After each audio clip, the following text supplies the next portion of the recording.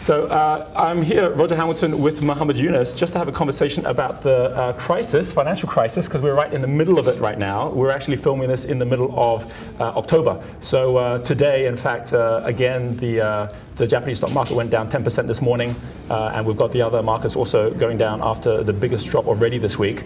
By the time you watch this, who knows what's happening. But Mr. Yunus, I would like to just touch first of all on something you said last week, which was that the microfinancing, like during the Asian crisis, the microfinancing industry continues to thrive and grow while the financial crisis is going on. Yes, because microfinance is very close to the real economy.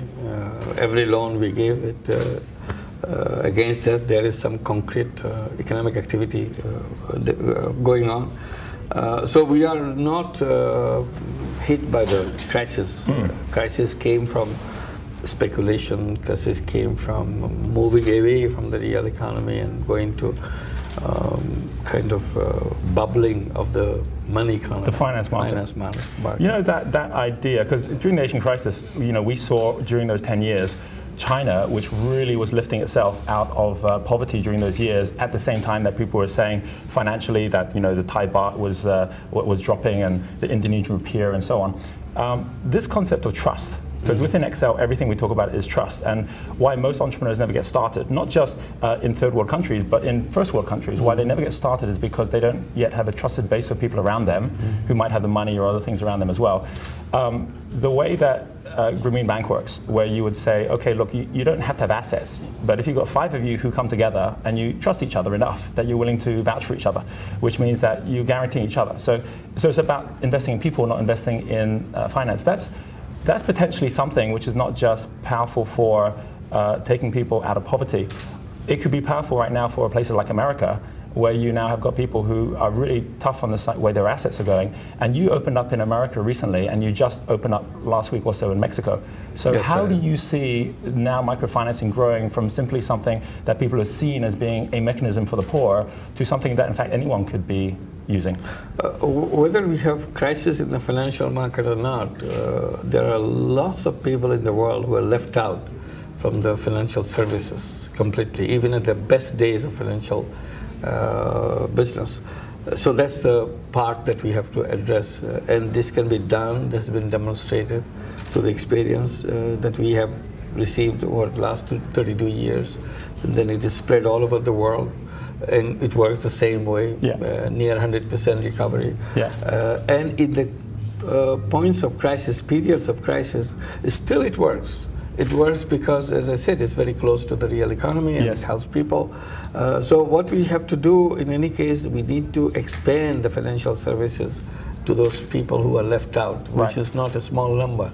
It's almost 2/3 of the world population which is left out. You have seen in the Asian crisis, you are now seeing in the big crisis that we are going now, is financial system within the microcredit, it works much better off. And you don't need to guarantee each other. I mean, bank system doesn't guarantee each other. We form group of 5, but these are all individual loans, and each one is responsible his or her own loan. But the group is important to build courage in them so that they can move forward and so on. And they are, this is the money they use for income generation. And they meet regularly as well, right? I mean, every week. In our system, every week they meet and they make the payment, they discuss their businesses and so on. And so when they meet, it's not just about going to a bank and getting money or depositing money, they're actually sharing information during those meetings too. Absolutely. Well, basic principle in our banking system is people should not come to the bank. Bank should go to the people. So it's our job to go to where they live and they assemble in numbers like 30, 40 women together, like when we do in the Queens, New York, we do the same thing. Every week they meet, bank representative comes, do the business. So they come there instead of them coming to the bank. In that meeting they will discuss banking issues, business issues, and all that issues. You know, in 1907, when we had the big crisis in Wall Street, and at that point JP Morgan was asked by the government to sort it out. And what was so different about what's happening today, which is kind of like monetary policy, is like if we can manufacture or manipulate interest rates enough or so on, people will see the attraction of passing the ball to each other, as opposed to what JP Morgan did, which was saying, actually, it's not about the board, it's about the players. If we don't trust each other, nothing happens. So let's get all the bankers together. And he got all the bankers in one room. He locked the door. He says, we're not leaving until we have a common voice. So that the next day what happened was not the government coming out saying, this is what we're going to do to solve it. It was the actual banking community and people like Rockefeller, people who were the top entrepreneurs in the day, who all got together and said, you know what, we're the ones that actually need to be trusted, and we're trusting each other. And as soon as they said that, then we started to lift ourselves out. Well, what the government did was they went and created the Federal Reserve after that, because they thought we have to have some control over it. But to what extent do you think that right now the crisis that's happening is a crisis that has to be solved by governments as opposed to by the actual bankers and entrepreneurs themselves? People like Warren Buffett and so on. The point that the U.S. Economy has come to the point where there's no other escape route except going to the government. To restore confidence and also come up with cash. It's not just a psychological issue now. It's you have to pump in lots of money to bring liquidity into the market so that people have enough money to do the business. So that part is important because the crisis went too far. Now this is the time. I don't know whether this $700 billion will be enough to bail out the whole economy. But what you said about the bankers, yes, they have to play the role too. Not just now the government money is coming, everything will resolve. The businesses themselves have to organize themselves to protect and create businesses. Banks are not lending money to each other. And that's kind of creating higher levels of crisis in the whole financial world. Ultimately, when this crisis will be over someday, it will be over, hopefully it will be over soon.